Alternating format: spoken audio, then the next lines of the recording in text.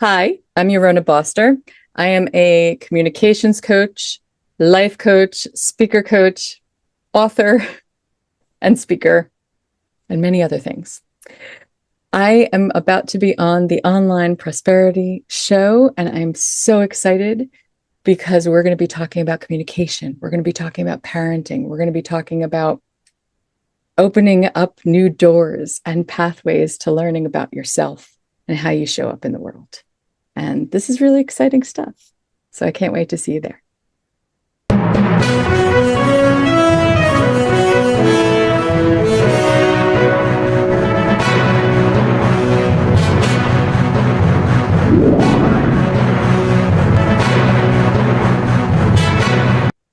Now, welcome to yet another exciting episode of the Online Prosperity Show, your premium destination for exclusive insights into personal and professional growth. I'm your host, Prosper Taruvinga, and today we have a special guest whose journey is as inspiring as it is transformative.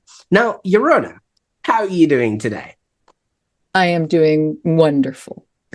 Absolutely wonderful. I love that. I love that. You see, other people try and find so many different words, but that was just a perfect way to enter into this podcast. And I can't wait to jump into everything that we're going to be talking about. And for those that are watching right now, I want to ask you a question. Have you ever met a person who can literally trip over air and still land on their feet while they have a story to tell? I've been behind the scenes for the last 30 minutes and I was trying to get a word in just to tell Yorona the instructions of the podcast, but here we are. So I was very intrigued with all the stories that she was telling me behind the scenes. But now it's your turn to meet Yorona Boster, who's a communications master, a TEDx speaker, and a two-time best-selling author. And in case you were wondering, her name actually means she shall sing. And so she's going to be singing a lot of songs for us today or telling us tales on how to sing really good songs. And just trust me, her message resonates far and wide. We spoke about topics I've never, really considered in only a space of 30 minutes. Now, I can't imagine what it would be like, on this podcast here today. So brace up, because we're going to be going from, how she navigated a slow moving, the slow moving gears of a public health, job and all the systems that come along with it. And now she empowers individuals through her ventures under the LLC, Yorona Boster LLC, and also Footprints Coaching LLC. And Yorona has dedicated her life to helping others find their voice, harness the power of effective communication. So in this episode, we're going to be looking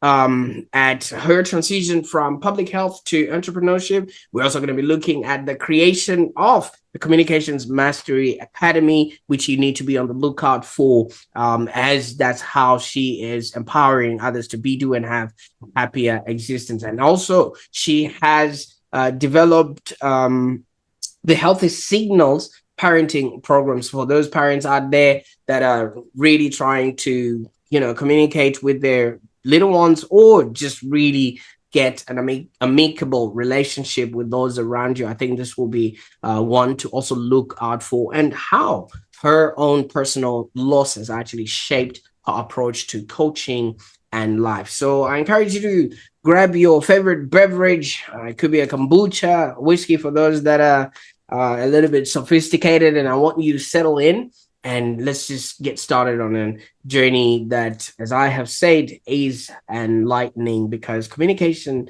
is how we get by in this world. I mean, we are talking to people, whether it's physically or, in person, on Zoom. We're always having some sort of communication, and there are different aspects to it, as I have actually been made aware by Yorona. Now, Yorona, I could go on and talk about things that I'm not even qualified to talk about. Your journey starts off in the public health system. Tell us a little bit about Yes. what it is that you were doing there, and just get us to the part where you decided this wasn't the path you were going to continue with. Sure. So way back, I started many, many, many years ago, falling into the world of early childhood. Well, I shouldn't say falling. I did it with a little bit of purpose, but a little bit of falling as well, into the world of early childhood, specifically for babies birth to 3 with developmental delays and disabilities. In the United States, we have a system, it's called, under the American with Disabilities Act, we have a system of different tiers from birth to adulthood that provide different services for people with developmental delays and disabilities. So when I first jumped into it, I was coming from the public health arena, and I jumped into it with all my feet because it was very important to me. My niece and nephew were both severely disabled and had lived, unfortunately, very painful and very short lives, each individually. My niece made it to the ripe old age of 14, and my nephew made it to the age of 22. They had a very rare recessive genetic disorder. What I find is that a lot of people will fall into the thing that has either brought them the most solution to their pain or has provided them with a lot of pain, and they're still trying to find the solution. That's what we tend to do in the majority of people's careers, when we call a career not just a job. So I fell into that world for a number of different reasons, and I loved it. But in the public health sector, you're always dealing with policies and rules and regulations and guidelines. And I like to say, there's a saying we say, the wheels of justice move slowly. But I always find that the wheels of policymaking move backwards. So unfortunately, as we hit COVID, things were just really crumbling. And I said, I know I can do more for people. I had been thinking about this for a long time. I knew especially that I could do more for families. And over the course of my career, while I was working in the world with families, and especially with families that are new to the world of disabilities and developmental delays with their children, and really raw and vulnerable, I was also experiencing a lot of loss and a lot of death in my life. And it was teaching me something about the families and the way they're approaching their children. And I said, there's something else here. And I started to see that. And as that was happening, I realized with the policies and everything that was the guidelines, it was just really rough. It was really rough. And I chose to take a leap of faith, mostly in myself, that I could bring what I intended to the world with my highest values, which are integrity and wholeheartedness. And to help families understand that as parents, we're just trying to do the best with the knowledge we have. And sometimes we're not even aware of the blinders we have to the knowledge we don't have or aren't even accessing that's out there. So my desire as I left that world was to carve a path where parents could learn how to be their most functional selves and realistic too.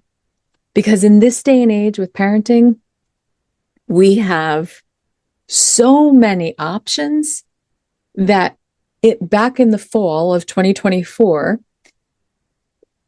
the United States Surgeon General came out with a statement saying that parents are most overwhelmed with being parents.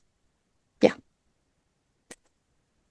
So I realized that in the world we have right now, with so much information overwhelm and having more information at our fingertips than we really know what to do with, how do we find the path that's right for us? And here's one of my all-time favorite statistics to quote. About 13 years ago, they did a study that said they figured out how unique every human is based on your genetic makeup, the lineage you come from, and what it took to get you where you were when you were formed into this world. So where you were when you were formed into this world, and the environment you were formed into, and the people who made you, and then as you move on, the experiences you have. Humans are as unique as 1 in 400 trillion people. 400 trillion people. That tells me that every parent has a unique relationship with every child. So you could have 10 children, and every single child you have that relationship will be different. Every relationship with each of your children will look different. Every relationship you ever have in your life, every interaction you ever have will be more unique than any other given human being. And that requires a lot of learning that we just haven't been conditioned to. I had a conversation with a congressman the other day, and I said, I really think human development needs to be in the core education system curriculum. If we all learned how we were developing while we're actually developing, can you imagine what that would do as we're moving through life and we're processing an experience? We're also saying, oh, well, I see why I'm responding this way.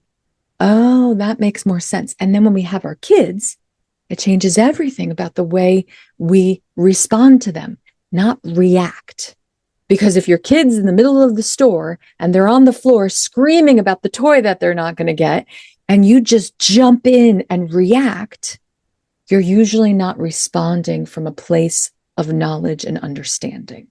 You're usually reacting because your amygdala has been fired, your limbic system, that fire alarm that goes off, and all you're feeling is your emotions. And your emotions are responding to your child's emotions, rather than acknowledging your emotions, recognizing them for what they are, and then turning the dial down just a touch so that you can engage proactively and responsively instead of letting your emotions lead the charge. Yeah.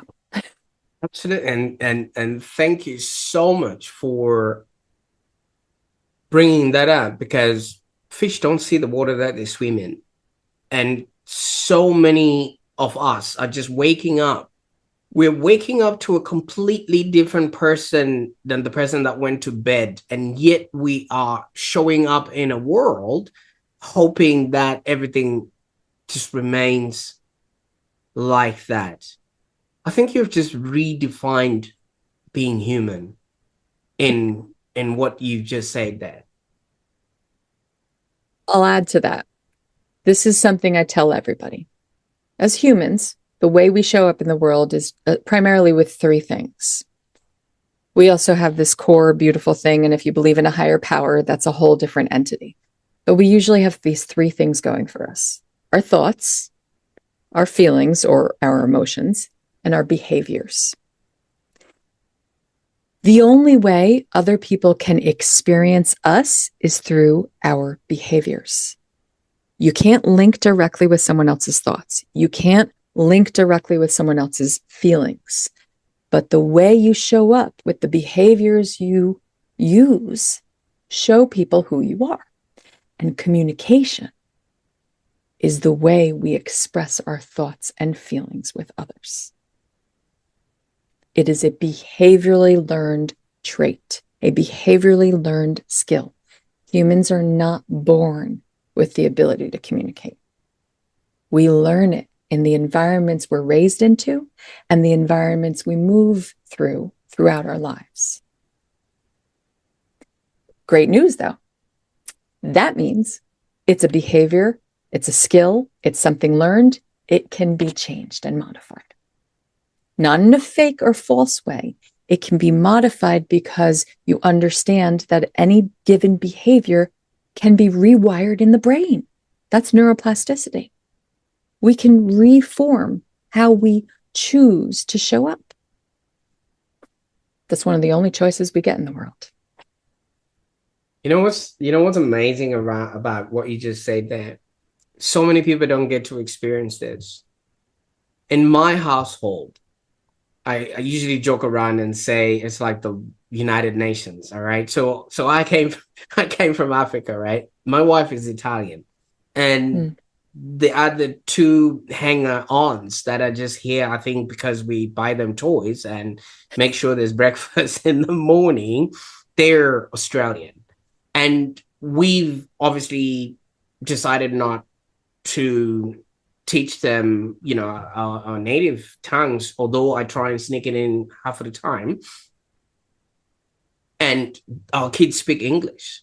And I'm just thinking, had that not been the scenario, had I just maybe stayed in Africa, if I had kids, they would have been a whole different language, a whole different culture, a whole different person. And it's just like you say, the circumstances that are happening in that particular moment. And I don't think people take notice of those kind of things, because, you were telling me about you being from New Jersey. If you happen to move somewhere else across the country, that would then mean your mannerisms and everything else won't be transferred, or will be transferred to that kid, but in a whole different environment.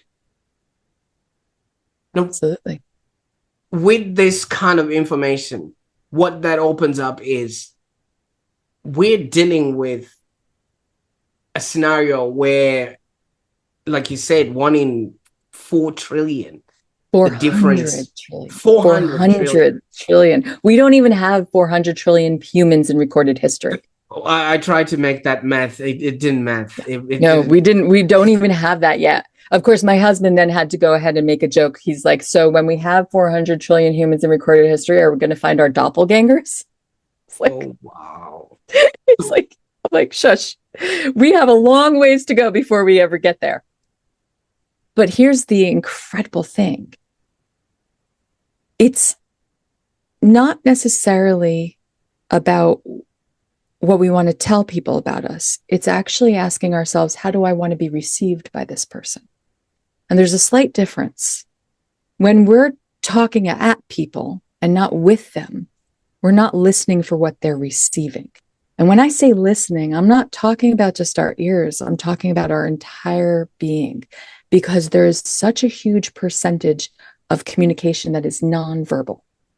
And this is where I work with a lot of my speakers, because the work I do in the world of communications, and especially when it comes to public and professional speaking, is to help them understand that first you have to ask yourself, how do I want this message to be received by this person? Before you even start to tell them what it is you want to say. Because it's more important to ask yourself, what do they need to know, not what do I want to say? I could tell you 5 million stories. They're floating in my brain right now. But which ones I choose are going to be most impactful for this moment to help you receive what I want, what I wish for you to receive, what you need to hear in order to get the point. Most of the time, people just want to tell people what they know, but they don't ask themselves, but how is that being received? Oh, I want to tell you all that I know about XYZ. I have a speaker going on stage this coming weekend. So I'm moderating a TEDx event this weekend, and I have a speaker going on stage. I have a few speakers. I'm not one of the organizers. I'm one of their speaker coaches, and I'm moderating the event. And I have a speaker who talks about one of the most fascinating fields I've ever heard in chemical engineering. It's called rheology, and it is the study of flow.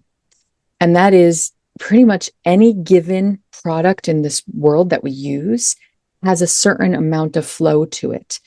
And that's usually centered around like viscosity and all this different stuff. And his point is that that includes our blood, and your blood should flow more like ketchup than water. And most people don't even realize that. And what's incredible about the world of science is that we've come 300 years, we've been studying blood pressure, and look what it's done for our medical field. But studying blood rheology would give us a huge uptick in our ability to conquer cardiovascular diseases and blood illnesses and all of these things, because we would understand the measurement of that person's blood flow, and we would know what kind of treatments and that are needed more accurately than just about anything else. So it's so fascinating to me, that information, but I want to make sure that he doesn't come at it with his engineer's voice, which is very dry and very like, okay, I need to tell it this very matter-of-factly, that professorial voice that kind of tends to be on the drier side. I can tell you this, I had plenty of professors who made me fall asleep. So here's the point I'm driving. It's not about how much you know. It's about how you can communicate what you know to get them to understand it. That's different. You can be the biggest expert in your field, but if you can't communicate your knowledge effectively, you're just going to be an expert in your field. The best teachers know how to communicate. I love that so much, Yorana. I think everyone that needs to learn how to communicate just needs a 70s or 80s parent. I don't know if you had those parents that just had this look and you exactly knew where you were supposed to be, or and that was effective communication right there, like that. Yeah, like that look, and then you obviously knew. Oh my God, my mom had certain looks that I was like, oh my God, I'm in so much trouble. I'm in so much trouble. Holy cow. And that's the thing. Here's the funny thing. So the reason I'm writing my parenting book, and it's called Unspoken Signals, is it's to help parents get more aware of the things that go unsaid than the things they actually say. Because a lot of times we're telling kids one thing and we're doing something entirely different. And I promise you, most of the time, our kids are following what we're doing, not what we're saying. Because they're following. Yes, exactly. And so, okay, I'll give you an example of this. It's a perfect example. I met this mom when I was in my old field, and we would go into the homes with these parents to actually do the evaluations and to have the meetings and even the services we provided, because this was babies birth to 3. So they were usually in a home, in a daycare center, wherever a primary caregiver was. So we're in the home and I'm talking to this mom and she says, I don't understand how my 20-month-old, her 20-month-old, so that's for anybody who isn't parent knowledgeable, that's 4 months before the age of 2. How does my 20-month-old have a developmental delay? He can scroll my phone better than I can. He can find exactly what he wants to look at and watch it. So I kindly explained to her that this is what we call a self-help adaptive skill. It is a skill that is picked up in one's environment when that thing is saturated in the environment. For instance, I don't know, when was the first time your kid picked up a TV remote? If you're a TV family, or if you're a watcher of TV in your family, your kid probably picked up the remote and started changing the channels. You're like, oh my God, they're a genius. Not so much so. This is not about cognition or intellect. This is about picking up a learned skill because that skill is something they're observing in their environment. And that's how babies grow. They learn what's in their environment and where the biggest focus is of the caregivers. So if the biggest focus of that caregiver is on their phone, they're going to focus on that phone too. They're going to watch and observe all the hand movements the parent is doing. They're going to pick up everything. I said to her, imagine this. Let's say a baby was born on a farm. And every day from the time that infant was little, mom and dad strapped the baby to their chest and walked out and milked the cows by hand. By the time that kid is 2, they're going to be milking cows like a pro. Because it's observational and it's saturated. When I say saturated in the environment, I mean that it is a normal part of your everyday routine. It is something that is so ingrained, it just becomes a part of that observationary process. And it is what we call a self-help adaptive skill, because this is how kids learn how to tie their shoes, how to put their clothes on. A lot of parents do the active work of that, but then this is how the kid learns how to stand up and do XYZ, how to go over here and open up the drawer that you don't want them to open, but they've been observing you opening that drawer. So they're going to go and open that drawer. Observation is so important in our earliest years. And that's what parents don't really get. And as they grow, it moves even further. So when we're worrying about letting our little ones learn their ABCs and their 1, 2, 3s, we're not focused on the most important areas of development. And I hate to say it, but this is why I told this congressman we need human development in our core education curriculum, because it shouldn't take a person like myself, an expert in the field, to know what the early 5 domains of human development are. Do you know what the 5 domains of early childhood development are? Well, anybody watching? Anyone? Would just a guess? Maybe people in the education system know, or specifically in the early childhood education system, but it shouldn't be that way. We should all know that we're not just looking for them to walk and talk, gross motor and communication development. And that communication is specific to expressive and receptive communication. They're 2 different things. Receptive is what we're taking in. Expressive is what we're pouring out. And remember what I said before, communication is a behaviorally learned skill. So if you're expressing yourself, if your parents are very non-expressive, you're going to be very limited in your ability to express yourself too, until you start to observe other people expressing themselves. And then your brain chooses, do I want to express myself that way or do I not? So that's just two pieces. We also have our fine motor development, our occupational, where occupational therapists come in. Also, there's a sensory component there as well. But then we have social emotional development. Most people don't realize that social emotional development is not innate in humans. It is a learned behavioral skill.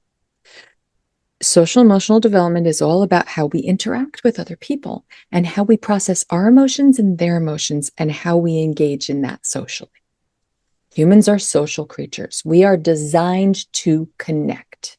And in this day and age with social media and the mass amounts of asynchronous communication we do, we are losing our ability to connect more than ever before. When I'm talking about connection, I'm talking about synchronous, in-person, eye contact, body language, verbalization without distractions all around us, like our phone in our face while we're talking. There was a study done that, when was this? This was a while ago, but there was a study done with preteens, like around 12, 13-year-olds. And they did this whole study on, they did a mock job interview with them. You know what was the worst thing they did? Eye contact. They couldn't make eye contact. Eye contact is, there's a reason they say it's the windows to the soul. When you're an infant, actually, I'm going to back up for a second here because I want to tell you that fifth early childhood domain. It's something I said before. Hanging for number 5 now. It's number 5 is the self-help adaptive skills that I was telling you about. Self-help and adaptive skills are basically how we start to learn how to navigate the world for ourselves, how we start to do for ourselves. Self-help and adaptive skills are not just about the autonomy of doing, the choices we make, but also about the competency of doing. So if you're always getting your child dressed, always until they're 7, they're 8, they're not learning it for themselves. They're not going to be competent in doing it for themselves. This is really problematic. We have to be in line and in light of giving them the tools they need to do it for themselves, not constantly doing it for them. I know there are certain cultures and places where the parents cut the kids' food up until they're much, much older. They carry them around. Like I was talking to somebody the other day and her 7-year-old is still so light that she can pick her up on occasion. Well, my 7-year-old is not that light, so I can't. But I'm like, yeah, but you don't need to. And you want them to be crossing the street on their own without holding your hand. You want them to know how to do that and what to look for. Because that is their first development of safety and security. You shouldn't always be their safety and security net. You should be teaching them how to create and craft their own. So where was I before? I was going back to something else. But what's so important about this is that we have the ability as parents to either completely stymie our children's development or help them learn what they need to do it for themselves and on their own. And this is where we're going wrong more than ever before. Parents are just carving out. There's a new terminology, not just helicopter parenting. There's a new terminology called bulldozer parenting, where parents are literally trying to mow down all the obstacles in their children's path. This is horrible. We cannot do this. And here's the reason why.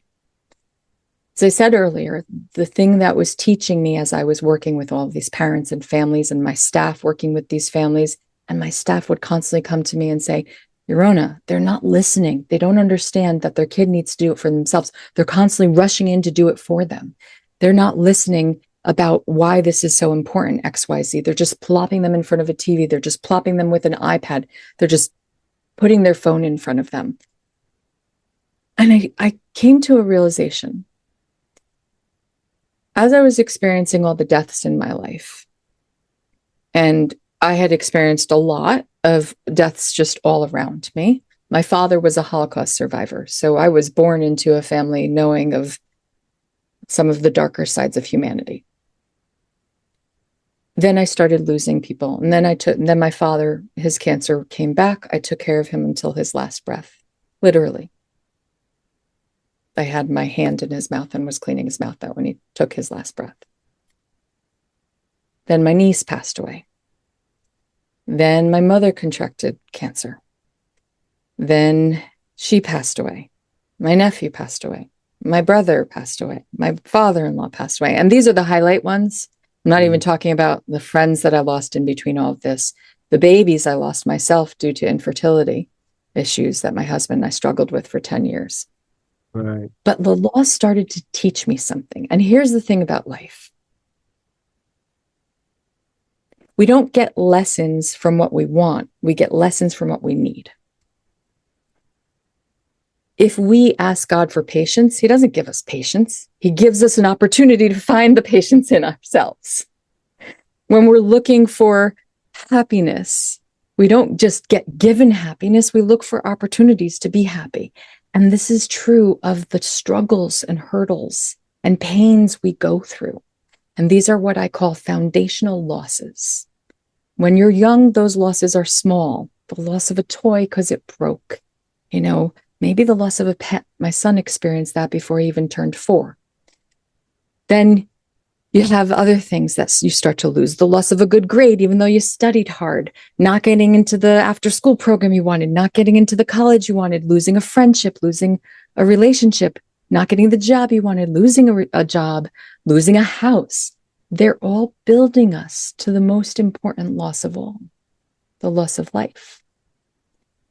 And in the natural order of the loss of life, because all life is finite, at least in this particular piece of vessel that we're carrying ourselves in, the natural order of things is that parents go first.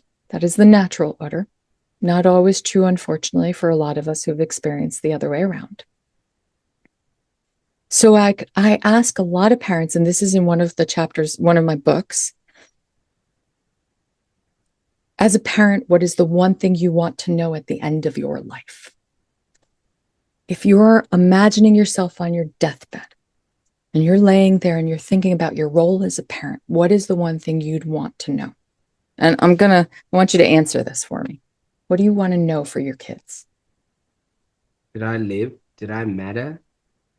And what are they going to remember about my time on life, on earth? What else for them as they keep going on in life?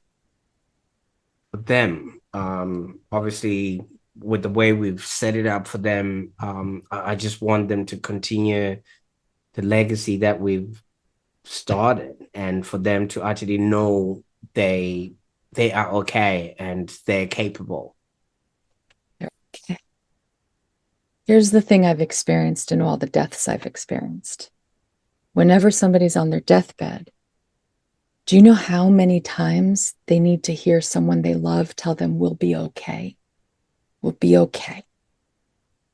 And that okay is usually centered around, I promise we're not going to fall apart, fall into a deep, dark hole of depression and never be able to get out of it. We'll be emotionally okay to move on. It'll be painful, but we will move on. Because when you're on that deathbed, you're like, oh my God, what if the pain is too much for them to handle? And they do something horrible. I don't want them to lose their life because I'm losing mine. This is what I've seen over and over again. So what it tends to come down to is I want to know my kids will be okay without me. And so when you think about that, that means you have to start what you do with your kids with that end goal in mind. Not your responsibility to protect them for the rest of your life. It's your responsibility to make sure that they have everything they need to do it for themselves. Because one day you're not going to be there. You could be a billionaire. You could carve out, and I've seen this, unfortunately, children of really wealthy parents who have coddled them, who have given them everything they've ever wanted and or needed, cannot handle life when their parents are gone. They can't handle it. They don't know how to take care of themselves emotionally, mentally, physically. They don't know any of that. Or they have other people doing it, but they never can do it for themselves. And the craziest thing about humans is there are three core needs of human beings. The first one is connection. The second one is control, or we can also call it autonomy. And the third one is competency. Obviously, we all need to feel connected to people. And as I said before, we're not. We're really worse than ever before we're not connected. And we need real connections, not just kind of messaging back and forth and things that go unsaid in those messages, because people read into those all the time. The text messaging is one of the worst ways to communicate, because you read into a lot of what somebody else gives you based on your own emotional state. So we need that connection. Control, autonomy is really all about the ability to choose for oneself, choose what path I'm going to take, choose what clothes I'm going to wear, choose what career I'm going to have, choose what kind of family I'm going to create. Choose. That's autonomy at the essence. And the final one, competency, is the ability to do for oneself, the ability to actually take care of yourself, the ability to actually make a decision, the ability to do a job and do it well. And it doesn't matter what job that is, because I can tell you this, people with disabilities have jobs and when they feel so good because they're doing something, that is competency at its core. I have a dear client of mine who did his TEDx talk, and his son is severe on the autism spectrum. And at the age of 9, they noticed he was really into painting, and he was good. So he and his wife, and together with others, built this incredible foundation, this incredible organization where people with autistic children with artistic tendencies could come and create art that would then go into different buildings and organizations and companies. And their artwork would be sold to these companies. And without fail, every time he'd speak to the parents, they'd all say, like, you don't understand what this has done for my child, what this has done for me, to see that my child is capable of doing something for themselves. That's competency. To see that you are capable of doing something for yourself. Doesn't matter what that thing is. You could be good at collecting garbage. You could be good at cleaning up a beach. You could be good at toll booth taking. It doesn't matter what it is. If you are good at something, that is a core human need. And when parents disable their kids' ability to do things for themselves, they're taking away one of their core human needs. Absolutely. And thank you so much for taking us through all of that. Now, Yorona, I can understand why the path in public health would have been a slow grind, because all of these things would have wanted somebody to action and actually implement, whereas they would need fields and fields of studies, bureaucracy, red tape, and to see whether it's on, if the government can actually make that a possibility. And I don't know how you feel about my next statement, but most of the things that are designed are actually there to benefit a whole different world that resides on top of what we think is the government. And so much of it would have just relegated somebody to some form of medication, some form of diagnostic that just keeps somebody as a customer more than somebody whose problems get solved. And you also did touch up on this whole last part that you mentioned about not allowing people to be competent. We've all been systemically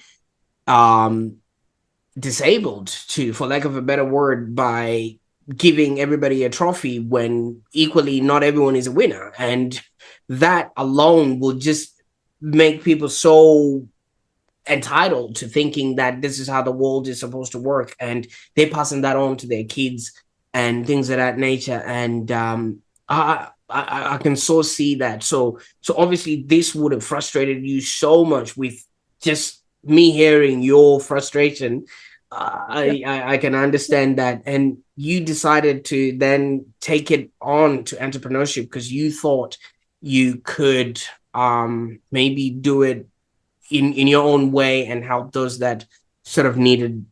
Let me know, what was that transition like for you? I mean, obviously you're living systems that are set up You know, at least there's guarantees, there's ways of things happening, and you're waking up the day you decided to be an entrepreneur, and nobody's sending you a coffee or feeding you with grapes. I love that you said that. I want to make something really clear too. There is a value to systems. There's a value to systems because it creates order out of chaos. But what we have done over the course of evolution and the course of civilization is we've created systems not to create order out of chaos, but to create restrictions in chaos. And that's a distinct difference. So systems are great. And actually, as human beings, we do this all the time. Our brain does this. It naturally organizes and sorts things. In nanoseconds, we can walk into a space and we can say, is there a threat here? Our brain automatically, our survival instinct, that reptilian brain that still works for us goes, ooh, I perceive threat. In nanoseconds, we do that so quickly. It's one of the reasons why sometimes we are at odds with the civilizations we've created in the democracies we've created, because our natural mechanism tells us to look for the danger, look for the threat. And here's the crazy thing about it. Look for something that's out of place here. Look for something that's change, that is showing me a difference, a change. I believe in a higher power. And one of the things I always say is that I believe our higher power had a great sense of irony, because he created a species that is so fearful of change when change is the only thing we can rely on in living. It's inevitable. Change is life. You're constantly in a state of change. You're constantly evolving. Your cells are constantly changing. So here's the thing about those systemic things. When we moved into that restrictive aspect, we didn't allow for the areas of gray.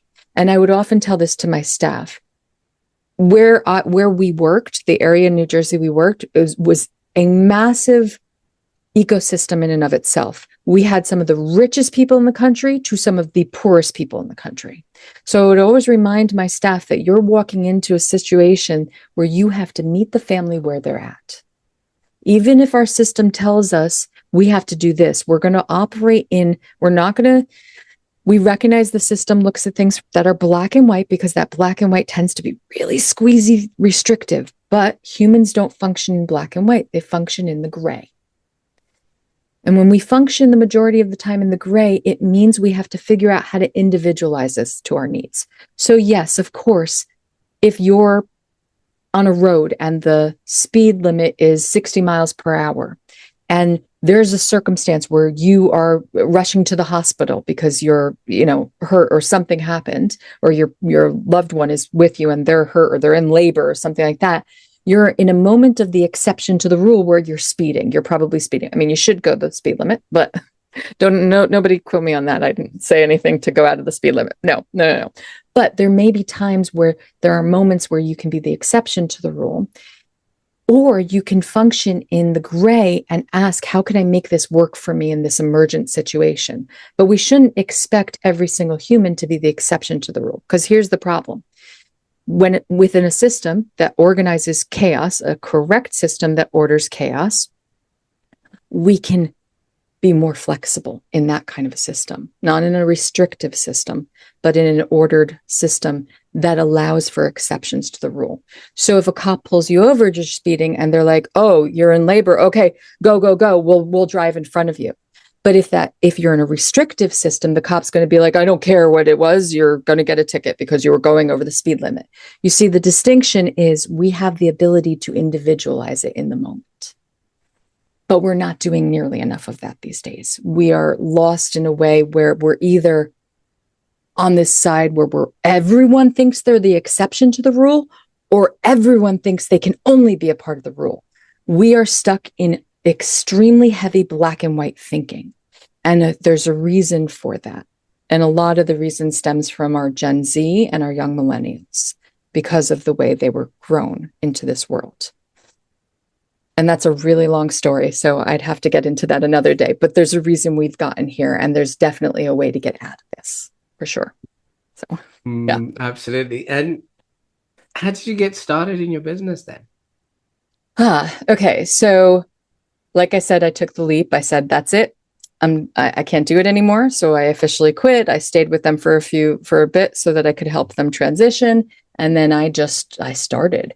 I'm one of those people who, okay, if there's an appropriate certification process, I'm going to follow the appropriate certification process. So I started following all the mechanisms that I needed to do. At the same time as I was doing that, I decided I wanted to get on the TEDx stage. So I said, why not? I could try this, right? What's the worst that can happen? I don't get it, but I tried and I did, and I landed my own talk. And my talk was specifically about loss and parenting, death, and the greatest thing that we can ever deal with, and the hardest role we'll ever take on with no training. So that's what I call parenting. And while I was doing that, I started to see a path. Okay, I want to coach parents. I really want to coach parents. But I started to see a bigger path widen up as I study. Okay, I'm going to be a total geek here. One of my favorite places to go to online is the Library of Science Medicine. And I read all the journals and I study all the things and I read everything up. And so I started studying more about linguistics and communications. So there's all sorts of areas of linguistics that our vocal variety comes from. They're called prosodics and suprasegmentals. I started learning about semiotic theory. I started diving into the communication side because I wanted that to help amplify what I could do for parents. But then I realized that as I was in the speaking world, I was moving into the speaking world, and it was really cool. And I ended up in India speaking in front of 750,000 people. And it was one of the most incredible experiences of my life. But I also realized something. I love speaking, but I actually really shine when I'm supporting speakers, when I'm supporting people who want to learn how to communicate better with their audiences or how to communicate better in their profession. Because a lot of people in their professions need to utilize speaking in some form or another. So I said, wait, okay, I don't want to lose the work I'm doing with parents, but I also really am starting to jump into this. And then I started consulting for some companies as a speaker coach and realizing like, this is really something I do well. And I've been told by a couple of people. So I said, one time I saw a comment from one of the people who came to one of my classes, and he said, Yorona is really good at telling you that what you just did is really horrible, but she makes you feel so good about it that you have the energy to actually work on improving it. He said it with a little bit more curse words, actually. Like he said, Yorona has the ability to tell you your stuff is a word for not good. And it was really funny.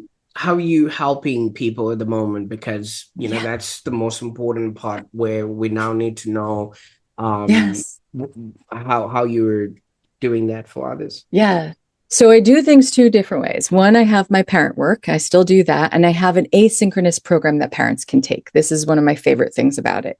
Healthy Signals Parenting Program. You can go in, you can purchase it, and you can do the modules on your own time. They are video modules that you can listen to as if you would listen to a podcast. They're myself and two other people who are support team people. And there are 10 modules. Along with that, there are PDFs, and then there's journaling prompts. Parents love this because they can do it on their own time. They can listen to it as many times as they want, and they can keep on journaling. And it really helps open their eyes to the foundations of where parenting comes from and really how the kind of parent they want to be. On the other side of the fence is my Communications Mastery Academy program. And this is where I help speakers harness their ability to effectively deliver and hone that delivery to the point that they could be reading the encyclopedia out loud and the audience will be enraptured with it. So that's what I do in that program. And this is also, there's a little bit of asynchronicity, and then the live training classes are where the magic really happens, because anything we want to do in life takes practice. Competency isn't built in a day. Everything we do requires practice, practice, practice, practice, practice. There's a reason medicine is called a practice. We're always learning. So the more you practice and learn, that's when you really grow. So my Communications Mastery Academy gives them the opportunity to learn through the modules and then come to class and practice, receive feedback from me. And my classes are really small. I only take 5 people per class. I teach many classes throughout the week, but only 5 people per class because I want to give them enough individualized attention that they can really get a lot of value. 20, 30, 50 people in a class, that's a master class. You're not really going to get a whole lot of personalized attention. The 5 people, I give you really explicit feedback on what you can do differently. And this is where a lot of people are like, well, how'd you do that? Especially when their topics are all 5 different topics. I just finished my last cohort, and my new cohort is going to be rolling out. Oh, what's today? Today is the 21st. So my new cohort is going to be rolling out the week of May 5th, and it's going to be ongoing enrollment from there out. So you can jump on board anytime, and you get 6 months of practice, 6 months of weekly practice that you can come to, the recordings, and so much more. There's also a lot more. Yeah. Absolutely. And where can people go on the internet to get started on this magic? YaronaBoster.com. Easy peasy. Check my name there. Just add a .com to it. I'll put all those links in the show notes below so that people can get started. Now, Yarona, obviously, we've touched on a lot of stuff, which really showcases the depth of your expertise and things of that nature. Now, I must say, I wasn't prepared for this kind of conversation because half of the time I just get, parenting teachers or communication teachers, somebody that has a 3-year-old and they've managed to get them to eat breakfast, and then they automatically call themselves a parenting coach, you know what I mean? And a communication coach, they can tell their dog to sit and jump and things of that nature. And they think, okay, now I can go out in the world and speak to people. But looking at where you've been and the things that you've done, you've dealt with a very difficult personal experience on your own, which involves your niece and nephew, who obviously, as you have alluded to, have, went through what they went through. And also you were doing it in a public setting, which was giving you enough practice, as you have said, because you're dealing with all these different kids. And the fact that you're also dealing with them from different, affluent positions in life. So you dealt with the poor and the rich, and it just really gives you a really nice cross-section of humanity and everything else that's supposed to be happening, which then, if you tie it and put it in a bowl, you would have wanted to give it back to obviously your bosses and tell them, hey, this is how it's supposed to be handled. But they failed you on that aspect, and now you've gone on and created it in your own way, in your own pace, and hence the 5 people cohorts, because it's not a one size fits all. Like you've given us a number, 1 in every 450 trillion people, just like, not even Elon Musk has that kind of dollars, you know what I mean? So we haven't even really grasped how it actually works. My question with all of this is,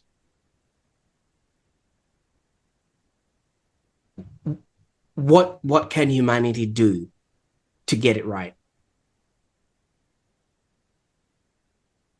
The biggest thing is to start with empathy, or another term for it is called the platinum rule. So everybody tends to know the golden rule, right? The golden rule is the biblical rule of do unto others as you would want done for yourself. The platinum rule is do unto others as they would want done for themselves. The implication is that what you want for you might not be what someone else wants for themselves, which requires you to have to lean in with empathy and learn what they need and ask them what they need. So if my husband, he knows I love cats. I also love dogs, but I love cats more than dogs. If he bought me a puppy for my birthday, I would be happy, but I would be happier with a cat. And he wouldn't be leaning into understanding me. He would be clearing away for his allergies, but he wouldn't be leaning into me. And that's what we all have to do. I'll tell you a thing that happened the other day with my son. And this probably is the best explanation. He had a moment of an existential crisis as a 7-year-old. He got really upset. His whole day was like school. Then he had physical therapy because he has a syndrome. And then he came home, and then we had very little time. He had a little bit of TV time. Then we had dinner, and then he had to do this big project. By the time the project was done, it was time for bed. And I said, all right, it's time for bed. He had a complete meltdown because he was like, when do I get to do what I want to do? All day, I'm following what everybody else is telling me to do. Everyone in the world tells me what to do. Here at school, at PT, at home, everyone's always telling me, and I just don't get to do what I want to do. And number one, very important, kids use absolutism words. They use these words of like, oh, everybody in the world, all this. I never get this. I always have this problem. That's a language that goes along with how you're feeling. It feels that big. It's not necessarily realistically that big. The worst thing you could do as a parent is argue with them and say, well, that's not true.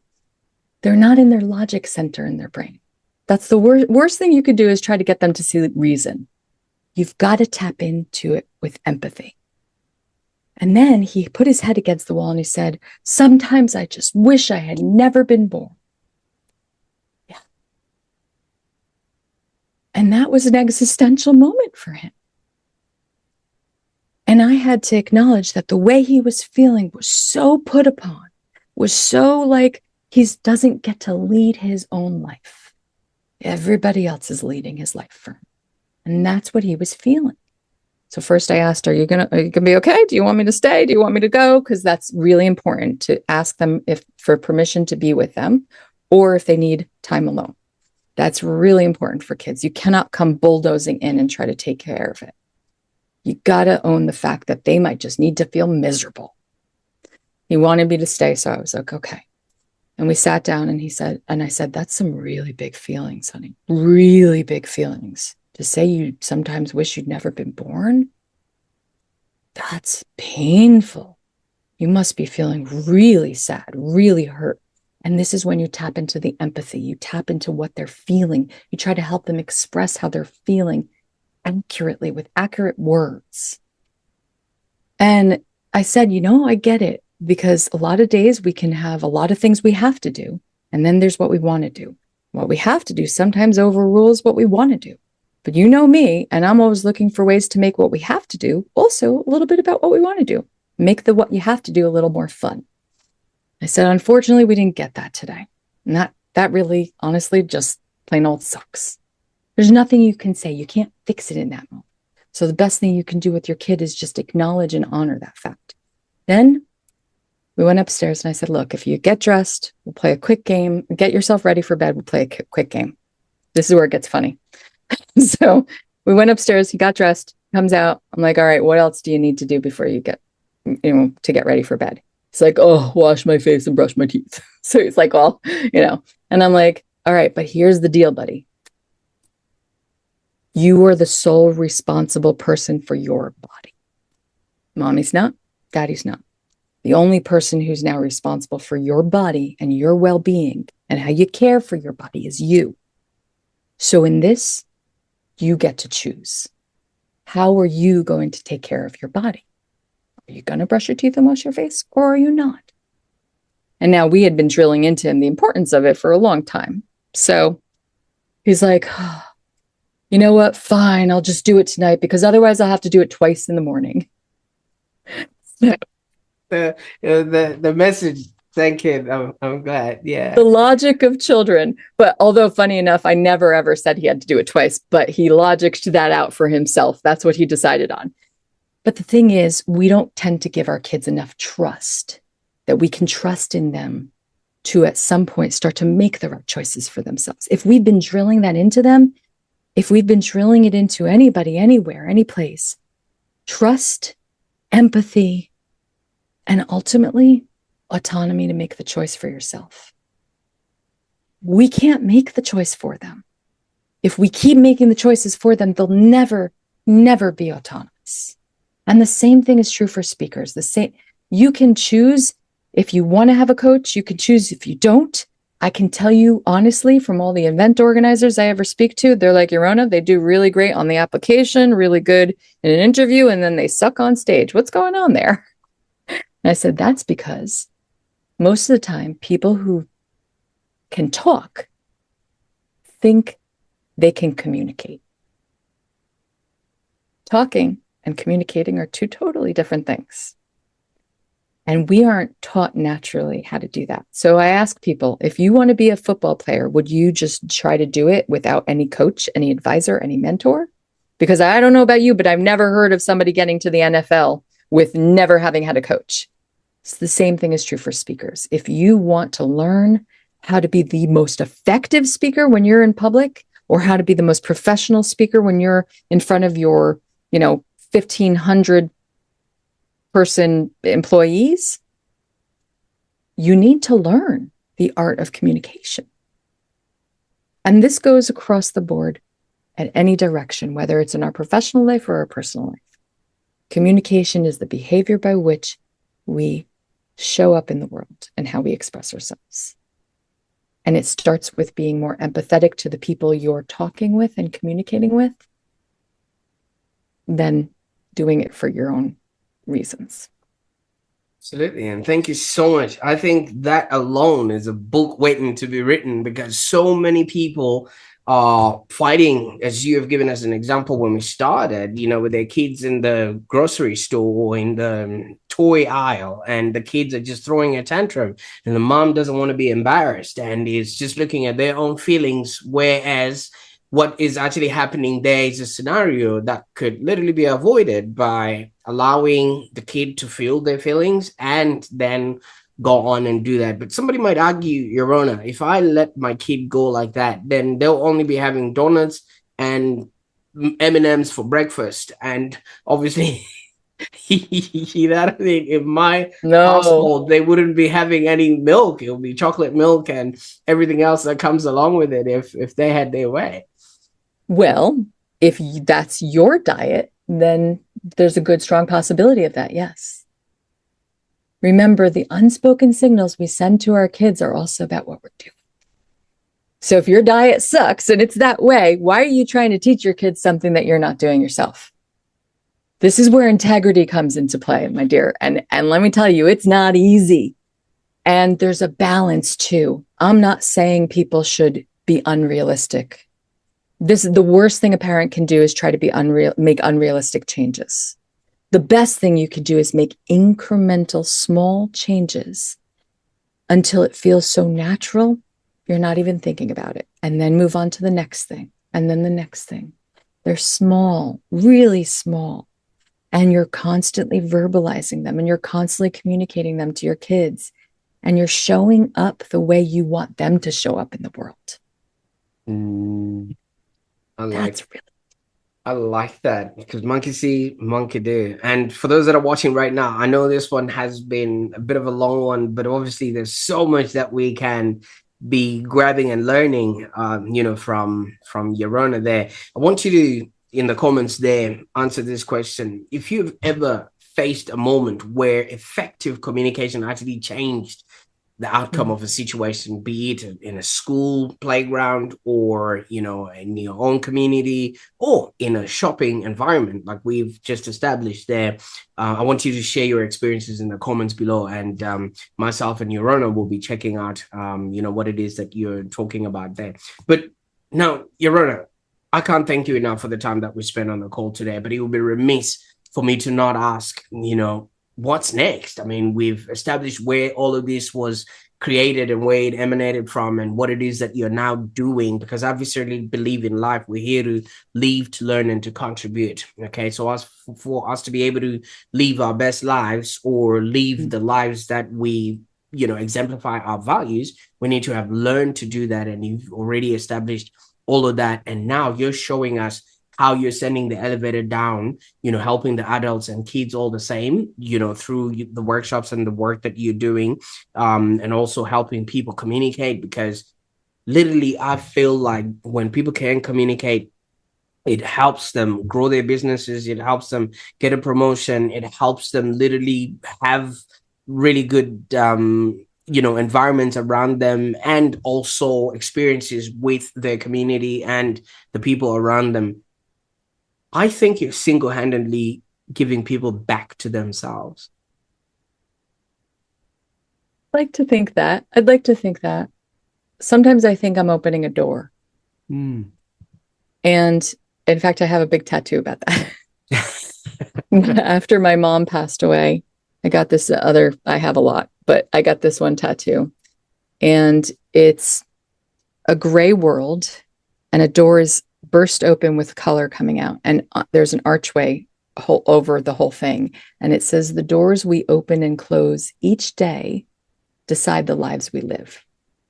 Mm. And a lot of times we're afraid to open that door because we don't know what's on the other side. But that's just it. We don't know what's on the other side.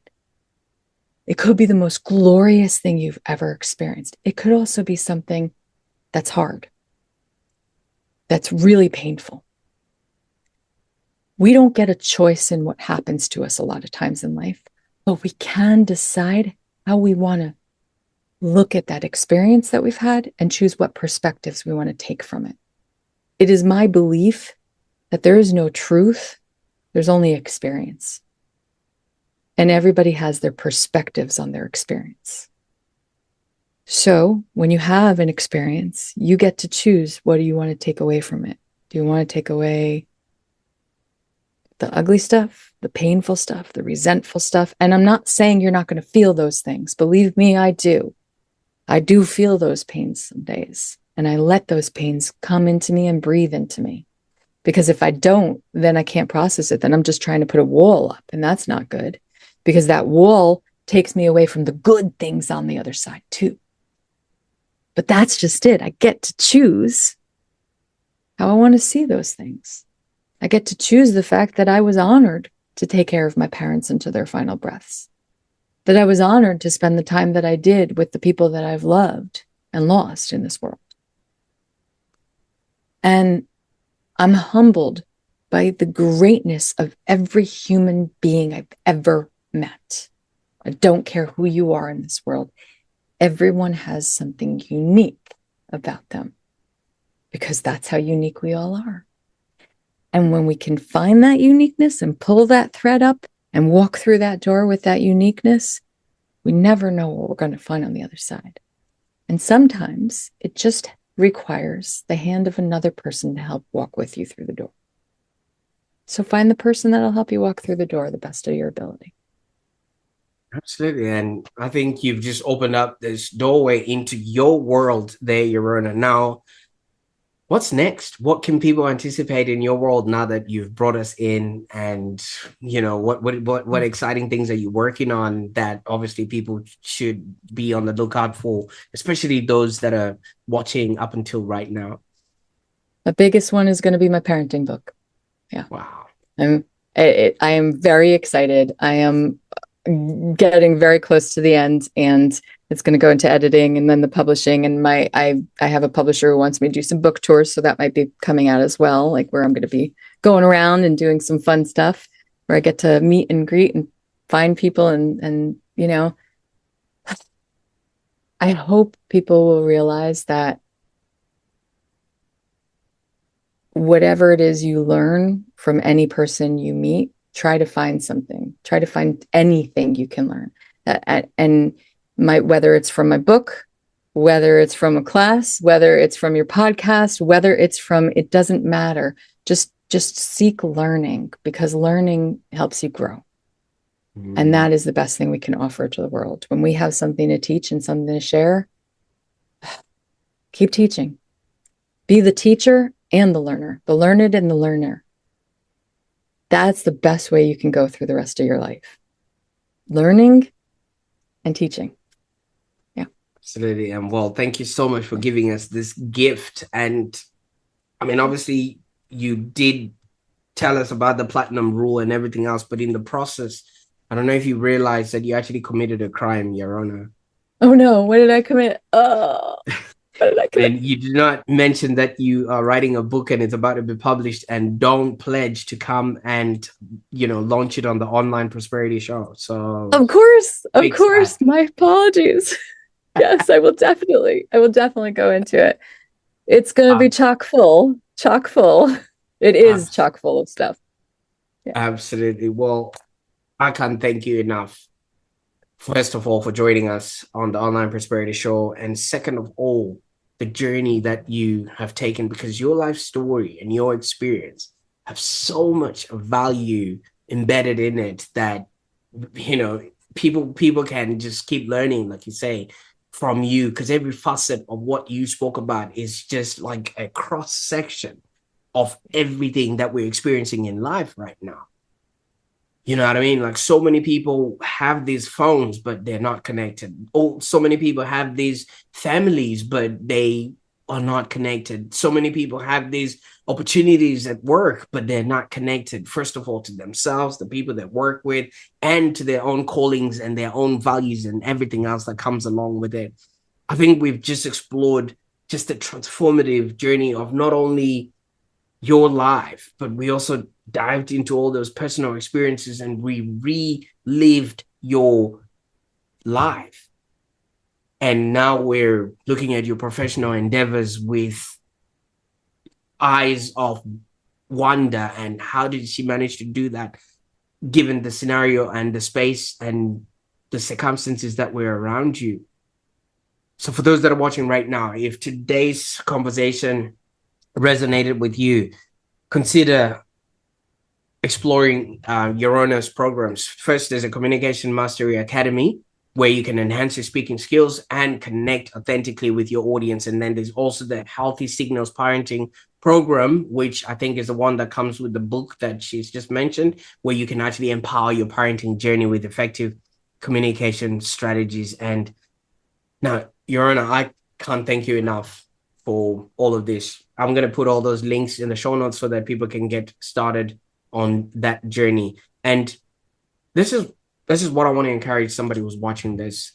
If you found value in what we're talking about today, just share this episode either with a parent or with an executive that is trying to connect with their team, a teacher that's trying to connect with their students, or just a community person that is finding it difficult to connect with the people around them. What this will do is it opens up the world that you live in, because once somebody knows a thing or two about communication, you now have a friend, and you've also liberated that person from self-harm and also harming other people in the process. And now they know how to show up in the world. And if somebody has forwarded this podcast to you, first of all, thank them. And don't be mad because they've given you something that you could learn, but learn from what we've just spoken about in here. And while you're at it, stay tuned for our next episode where we're going to be discussing ideas that would actually help you lead a happier and more fulfilling life. Now, Yorona, once again, thank you so much for your time. And for those that are watching, My pleasure. please show up in the comments below so that Yorona can actually see you and obviously see if they can help you or not. Until next time, bye for now.